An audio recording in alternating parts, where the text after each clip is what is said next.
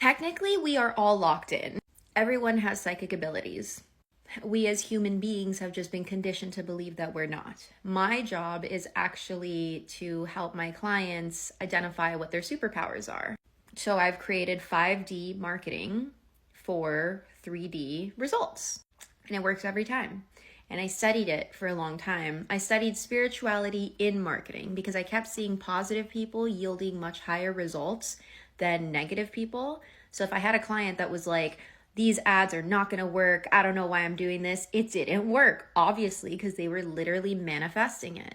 When I had clients that were excited about paying for the ad spend, they were like, oh my God, I can't wait to get the clients coming in and I'm so excited to get the return.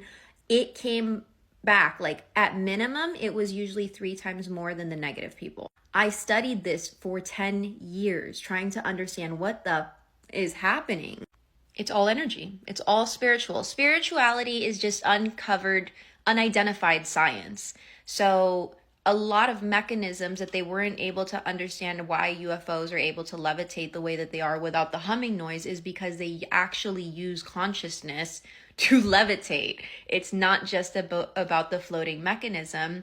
It's also being connected to the mechanism so that it levitates without those sounds that human-made ones sound like. They have like a loud noise. Don't ask me why I know all this information. I just do.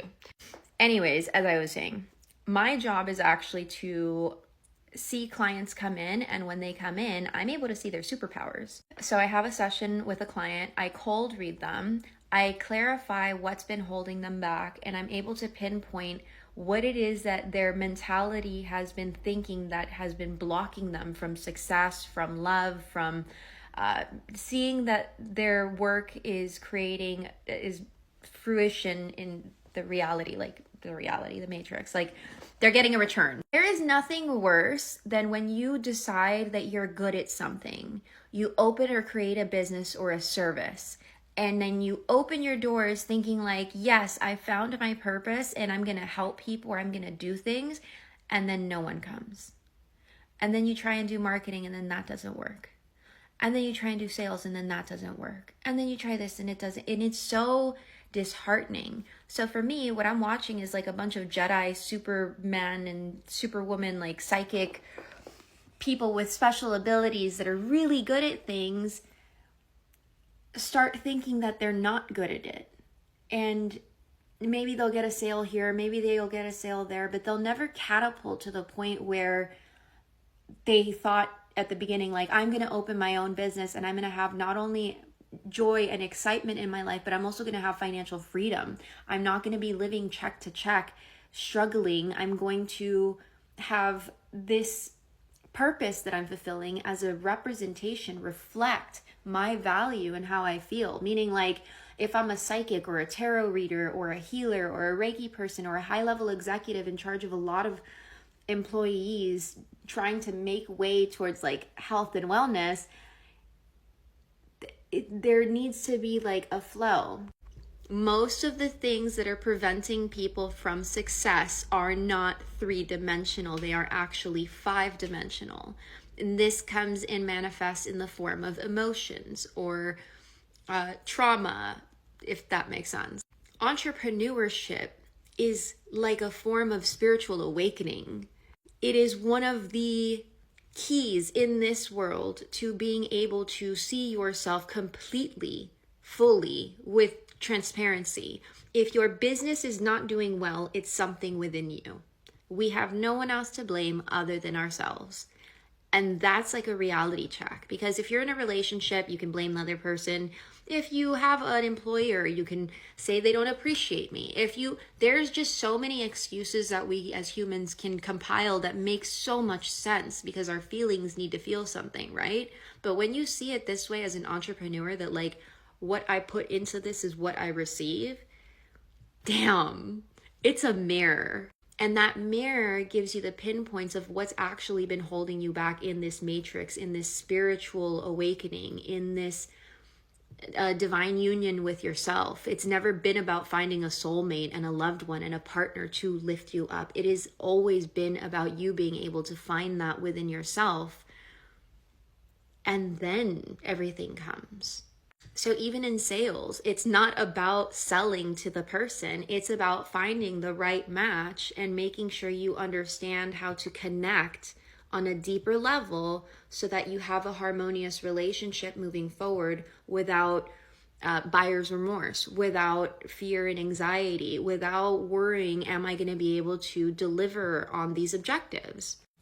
When you break all of this stuff down, yeah, baby, it's all spiritual. Business is spiritual. And when we don't bring that love and spirituality into our business, that is why per face reading, I see many business owners, almost all of them, freaking depleted. Like this, remember, in face reading, this is love, emotions. This is awareness. So one of these are sacrificed. It's not just your life and your livelihood and your relationships with people. It is a part of you that is sacrificed. So for men, typically, I see that their men and women, I see that their emotions are the ones that are sacrificed in entrepreneurship and business. However, this also counts for heart neurons, which fire to the brain neurons. So you're technically putting your hands behind your back, not realizing you're hindering yourself, thinking that you're helping yourself by holding your feelings back.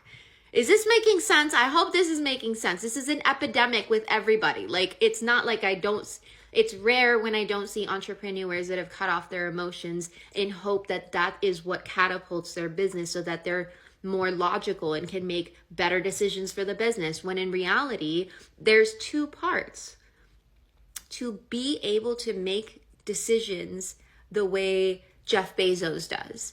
70% of the data, boom, I made a decision. Now let's just keep going towards success. To be able to do that, you need both parts.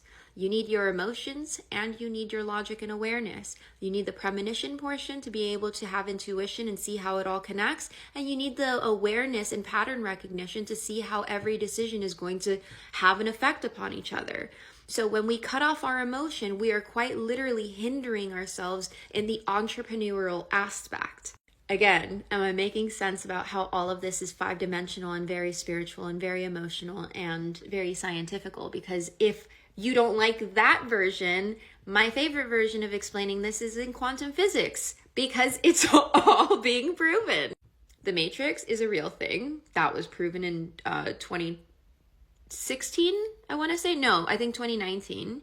Then the Nobel Prize went to the group that said our thoughts and our feelings create our reality. There's a scientific report that shows that these account for heart neurons, which account for premonitions. They also did a separate test to account for measuring the cheeks upon people versus the level of premonition that they had and intuition to be able to see and forecast what would happen. And in quantum physics, there's the string line theory where everything is connected. So Jesus kind of said, he's like, you can't be a prophet in your own city, because quantum physics, those lines of what people believed and thought of him would have kept him in that same space and mindset.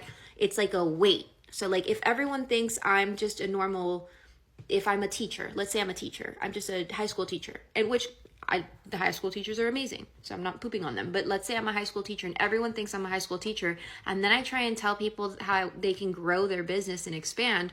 All those people that just thought I was a high school teacher and know nothing about business, they're weighing me down.